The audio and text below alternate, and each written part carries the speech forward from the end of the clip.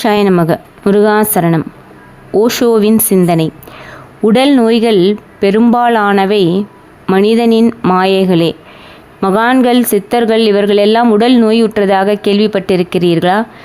சாதாரணமாக எந்த உடல் நோய்களும் அவர்களை தாக்குவதில்லை. மனதை வெறுமையாக வைத்திருப்பவர்கள் அவர்கள். அதனால் அவர்களது உடல் நோய்வாய்ப்பட்டதில்லை. மனக்குழப்பத்திலும் மன அழுத்தத்திலுமே நீங்கள் பல நோய்களை வரவழைத்துக் கொள்கிறீர்கள். அதற்கு நல்ல உதாரணம் உயர் இரத்த அழுத்த நோய். அது உடலில் வந்துவிட்டால் விரைவில் எல்லா நோய்களும் உங்கள் உடலில் தலையெடுக்க ஆரம்பித்துவிடும். அனைத்து நோய்களும் அதற்கு ஒரு உறவு முறை. ஒரு கதை. ஒரு மருத்துவம் படித்தவர் தனது படிப்பு, பயிற்சி காலம் அனைத்தும் முடித்த பின் தனது பெற்றோர்களிடம் சொந்த ஊருக்கு வந்தார். அவரது தந்தையும் அந்த ஊரில் புகழ்பெற்ற ஒரு மருத்துவர். மருத்துவ படிப்பை முடித்துவிட்டு தனது பிள்ளை வந்ததும் தனது மருத்துவமனையின் அனைத்து பொறுப்புகளையும் மகனிடம் ஒப்படைத்துவிட்டு ஓய்வெடுப்பதற்கு தனது மனைவியுடன் சுற்றுலா தலத்துக்கு சென்று விட்டார்.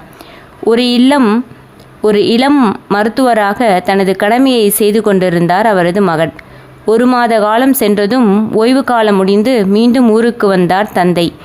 தனது மருத்துவமனையை நன்றாக நிர்வகித்து வந்த தனது மகனை நினைத்து பெருமையடைந்தார்.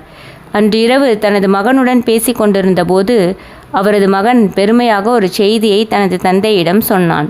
அப்பா, நீங்கள் 5 வருடமாக குணப்படுத்த முடியாமல் இருந்த 2 நோயாளிகளை நான் 5 நாளில் குணப்படுத்தி விட்டேன். இத்தனை ஆண்டுகள் அவர்களுக்கு நீங்கள் மருத்துவம் பார்த்திருக்க வேண்டிய அவசியம் இல்லை என்று நினைக்கிறேன். அவர்கள் இருவரும் பெரும் செல்வந்தர்கள், பெரிய வியாபாரிகள். அதனால் அவர்களுக்கு இருந்தது வெறும் மனநோய்தான். இல்லாத நோயை எல்லாம் நினைத்து கொண்டு அவர்கள் தங்கள் மனதை போட்டு குழம்பிக் கொண்டே இருந்திருக்கிறார்கள்.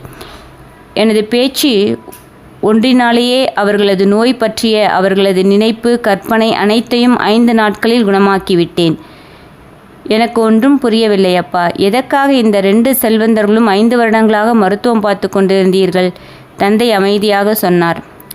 நீ உன் மருத்துவ படிப்பை முடிக்க வேண்டுமே.